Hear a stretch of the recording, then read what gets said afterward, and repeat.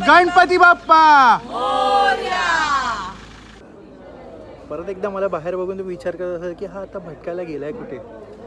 आईचा गो इकडे येऊ नये, इकडे नको, मी दिसणार नाही नीट. आता तुम्ही परत एकदा विचार करत असाल की आता भटकायला गेलाय कुठे, पुन्हा एकदा बाहेर दिसतोय सकाळ सकाळ. तर आय होप की तुम्ही रत्नागिरीचे दोन्ही ब्लॉग बघितले असेल आणि कोल्हापूरचा पण ब्लॉग बघितला असेल.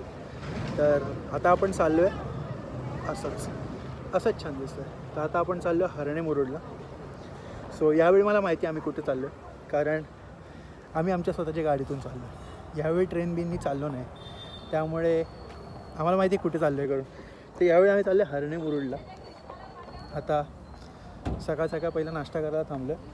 नाश्ता करून मग बघूया आता कुठे कुठे जायचं आहे. 2-1 तासाची जर्नी झालेली आहे. सकाळचं मी रेकॉर्ड नाही केलं कारण मी खूप झोपेत होतो. सकाळी खूप लवकर उठवलं, तरी मी अराऊंड 5:30 वगैरे उठलो आहे. माझी वहिनी आणि दादा रात्री 2:30 वाजताच उठलेत.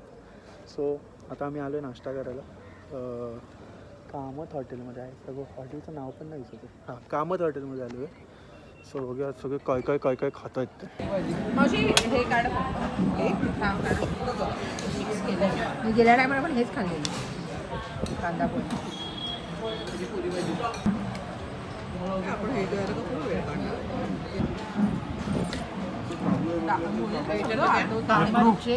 कांदा पोहे लय भारी. कामतने बनवलेले झालेलं आहे. खतरनाक म्हणजे किती तास नाश्ता केला आपण? 1 तास, पूर्ण 1 तास नाश्ता केला आहे आम्ही. आपण आता इथे नाश्ता केलेल्या लोकांना विचारूया की त्यांना नाश्ता कसा वाटला. तुम्हाला कसे वाटले कांदा पोहे? भारी. तुम्हाला कसं वाटलं? भाजी पण एकदम मस्त होती, टेस्टी, आणि वडापाव पण एकदम भारी. तुमची मिसळ कशी होती तुमची? एकच नंबर होती. चुम्मा मिसळ होती एकदम. चुम्मा मिसळ होती. तुमचं कसं? खूप छान. अण्णा इडली एक नंबर. अण्णा इडली एक नंबर. तरी सांगितलं ना, 1 नंबर होते कांदे पोहे, खूप सुंदर होते. आणि त्यांनी डोसा पण खाल्लाय. डोसा होता. आपण अजून लोकांना विचारूया की त्यांना नाश्ता कसा वाटला. आपण यांना विचारूया कसा वाटला तुम्हाला नाश्ता. त्यासाठी तुम्ही माझा आग्रह होता कामतमध्ये जायचं, कारण का 1 नंबर क्वालिटी चांगली असते त्याची आणि सर्व्हिस पण चांगली त्याची. काय खाल्लं तुम्ही? मी माझं फेवरेट मेंदूवडा असतो आणि बाकीच्यांना माझ्या मेवण्याला पोहे आवडतात, त्याने पोहे खाल्ले. आणि साडू आमच्या तिथं त्यांना इडली बिडली त्यांचं काय असं नाजूक खाणं, ते जास्त प्रवासात जास्त त्रास होण्यामुळे ते नाजूक खातात. आणि बाकी चहा पण छान होता. मी कोकम सर्व पियालो. 1 नंबर म्हणजे 1 नंबर. अजून 2-3 लोक राहिलेत. हो, कसा नाश्ता कसा होता? छान होतं. कामतांचा नाश्ता कसा होता? छान होता. इडली फार नरम सॉफ्ट होती. एकदम आवडली का तुम्हाला? हो, इडली होती पण ती थोडी चिडली होती.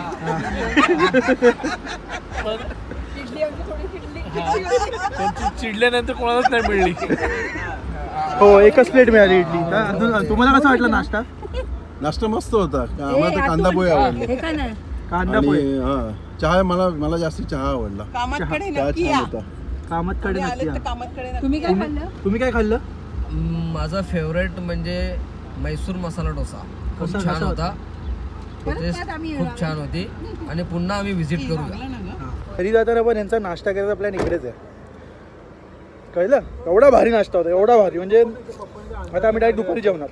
सो आम्ही फिरतोय मजबूत, कारण असं वाटतंय रस्ता चुकलाय थोडासा. 1 तासापासून आम्हाला असंच वाटतंय की आम्ही थोडासा रस्ता चुकलोय आणि फिरतोय. आणि आमच्या मागचे तर अजून एवढ्या मागे आहेत की त्या घरी लवकर पोहोचतील. ते कुठे ते दुसरा रूट त्या भलत्याच रस्त्याने गेलतो. ते हरणे मुरुड सोडून मुरुड जंजिरीला पोचायचे. मुरुड सांगून खाडी आहे ती, नदी नाही. समुद्राच्या किनारी जायचं होतं, खाडीच्या किनारी आलं. हे रस्ता एवढा भयंकर रस्ता आहे. झाडं चालू झाली. एक गाव नाही या रस्त्याला. नुसती झाडं आहेत, ना माणसं दिसलीत ना प्राणी दिसलेत. तिकडे मागे प्रार्थना चालू झाली ओम नमः शिवायची. नाही काहीतरी मोटिवेशन. बघितलं समुद्र हा समुद्र कधी प्लॅन पाडणार नव्हता, कारण आम्हाला असं वाटतं की ते लोक रस्ता चुकले, पण आम्ही रस्ता चुकलोय. आणि आम्ही अख्खा वेळ गावांचा वळचा म्हणून आता चाललोय. मला रस्ता लागला म्हटलं आता एवढं लागला तर झाला शकतो, काय करू शकतो, लेट झालाय तर. फायनली पोहोचलोय आम्ही. जे आम्ही थांबा सांगतो तुम्हाला, जे आम्ही 1:30 वाजता पोचायला पाहिजे होतं, प्रॅक्टिकली जे आम्ही 1:30 वाजता पोचायला पाहिजे होतं ते आम्ही 2:45ला पोचलो. सो आम्ही केळशी हे सगळं गोल गोल फिरून आलो आहे. आता फायनली आम्ही पोचलो आहे. आता बघूया, खाऊन देवीचं दर्शन, मग बीचवर.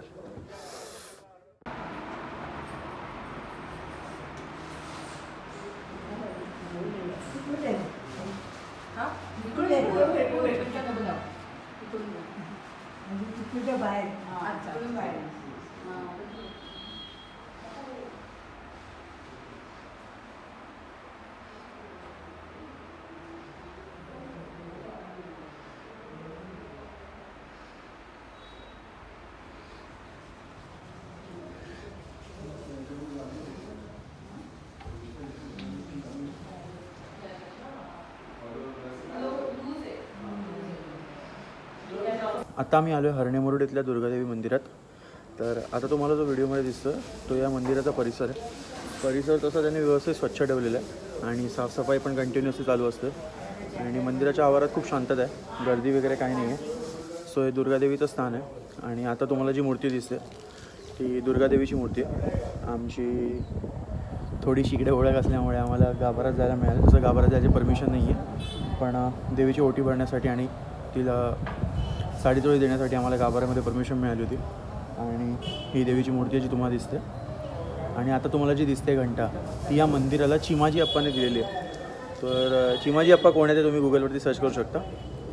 आणि तुम्हाला जे व्हिडिओमध्ये दिसले गुरुजी ते दातार गुरुजी आहेत. त्यांचं वय 87 आहे आता, आणि ते अजूनसुद्धा मंदिरामध्ये ॲज अ गुरुजी म्हणून काम करतात. सर तुम्ही कधीही या मंदिरात आलात तर त्यांना नक्कीच आवाज देऊन जा. असतं की माणसं या पृथ्वीवरून निघून जातात, पण त्यांच्या ज्या आठवणी आणि त्यांनी घालवलेले वेळ आणि त्या जागा त्या तिकडे तशाच राहतात. सो ही जी तुम्हाला इकडे जागा दिसते ती एक शाळा आहे. साने गुरुजींच्या काळातली शाळा आहे. पण या शाळेचं दुसरं वैशिष्ट्य म्हणजे माझ्या आईची जी आई आहे ती या शाळेत इथे शिकलेली आहे. आणि म्हणजे माझी आजी, ती तिचे भावंड हे सगळे या शाळेमध्ये शिकलेले आहेत. सो आता ही शाळा बघून थोडी आठवण आली त्या सगळ्या लोकांची.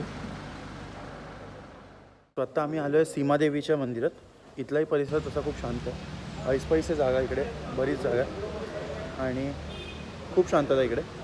मंदिरात गर्दीही नाही आहे. देवीचं दर्शनही खूप सुंदर झालेलं आहे. आणि तुम्ही जी बघताय ती मूर्ती देवीची आहे, सीमादेवीची मूर्ती आहे. आता इकडून पुढे कुठे जायचं आहे प्लॅन मला माहिती नाही आहे. So let's see. सो आता आम्ही आलो आहे भैरवनाथाच्या मंदिरामध्ये. तुम्हाला भैरवनाथाची मूर्ती दाखवतो. तसं या मंदिरात भैरवनाथासोबतच जोगेश्वरी देवीची मूर्तीसुद्धा आहे आणि बऱ्याच छोट्या मूर्त्या आहेत देवांच्या.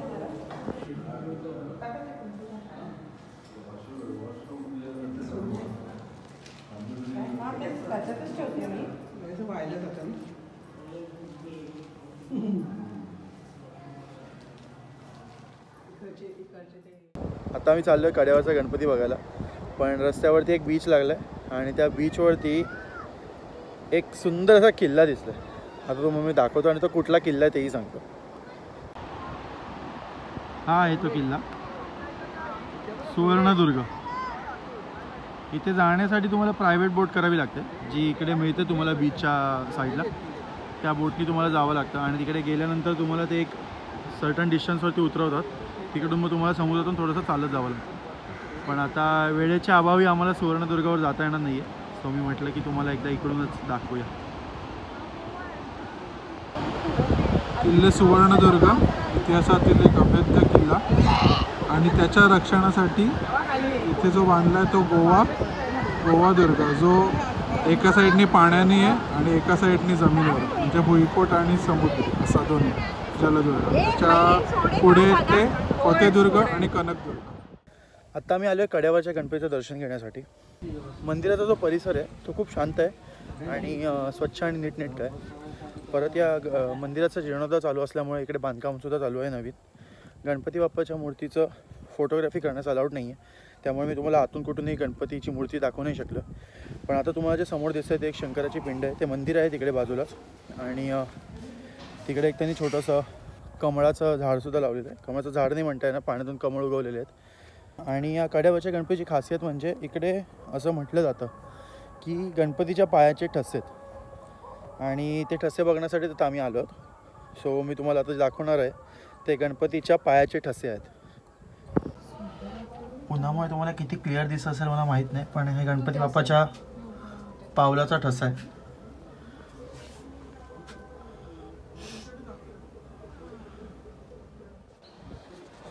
इथे गणपतीच्या मंदिराचा घुमट आहे आणि त्याच्यावरती अष्टविनायकाच्या 8 प्रतिमा बनवलेल्या आहेत त्यांनी. आणि इथे मंदिराचा जीर्णोद्धार चालू आहे, त्याच्यामुळे थोडं काम चालू आहे मंदिराचं, पण मंदिराची सजावट खूप छान प्रकारे केलेली आहे. आम्ही आलो आहे धावजीच्या मंदिरामध्ये. हे मंदिर थोडं डोंगर खोऱ्यात आहे आणि तुम्हाला इथे वरती येण्यासाठी स्वतःची गाडी किंवा बसची सुविधा बघावी लागेल. पण मंदिर बरंच उंच आहे, खूप उंच आहे. तर मंदिराच्या पावलापर्यंत गाडी येते. मंदिराचा आत्ता जीर्णोद्धार झाला आहे, त्यामुळे मंदिर जे तुम्हाला दिसतं आहे खूप सुंदर पद्धतीने बनवलं आहे. आणि त्यातल्या ज्या स्वयंभू मूर्ती होत्या, आता तुम्हाला ज्या स्क्रीनवरती दिसतात त्या स्वयंभू मूर्ती आहेत, पण त्या आता त्यांचं खंडन झालं आहे. बघत असाल तुम्ही, त्या एवढ्या वर्षांत विरल्या आहेत, त्याच्यामुळे त्यांनी आता ज्या तुम्हाला मूर्त्या दिसतात आतमधल्या या नवीन मूर्त्या बनवल्यात. सो आम्ही आता याचं दर्शन घेऊन दापोली मार्गे निघणार आहोत. मग आता बघूया पुढे परतीच्या प्रवासात काय काय लागतं आहे.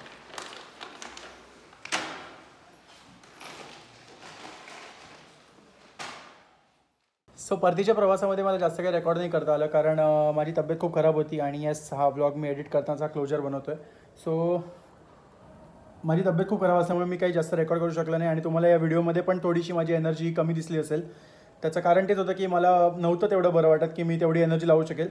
पण हा व्लॉग जर मी तुम्हाला सांगायला गेलो तर हा व्लॉग आहे डिसेंबर-जानेवारीचा. जसं मी तुम्हाला सांगितलं होतं की माझ्या सर्जरीमुळे आणि जॉबच्या टायमिंग्समुळे मला ना एडिटिंग आणि ब्लॉग अपलोड करता येत नव्हते. तो पहिला रॅपच केला मी ऑलमोस्ट. सो त्याच्यामुळे हा ब्लॉग मी आत्ता अपलोड करतो आहे आणि आय नो खूपच उशीर झाला आहे हा ब्लॉग अपलोड करायला. डिसेंबरचा ब्लॉग मी आत्ता अपलोड करतो आहे, बट देर आहे दुरुस्त आहे. आणि अजून एक गोष्ट म्हणजे मी यूट्यूबवरती एक बॅनर अपलोड केला आहे चॅनलचा. सो तुम्ही तो बॅनर पण बघा आणि मला सांगा की तो बॅनर कसा झाला आहे. आणि जर तुम्ही इथपर्यंत ही व्हिडिओ बघितली असेल तर तुमचे खरंच खूप आभार. आणि जर तुम्ही चॅनलला सबस्क्राईब केलं असेल तर सबस्क्राईब करा. ही व्हिडिओ आवडली असेल तर लाईक करा, कमेंट करा, मला सांगा की बॅनर कसा वाटला आणि व्हिडिओ कशी वाटली. करून आपण भेटू पुढच्या व्लॉगमध्ये. तोपर्यंत बाय बाय.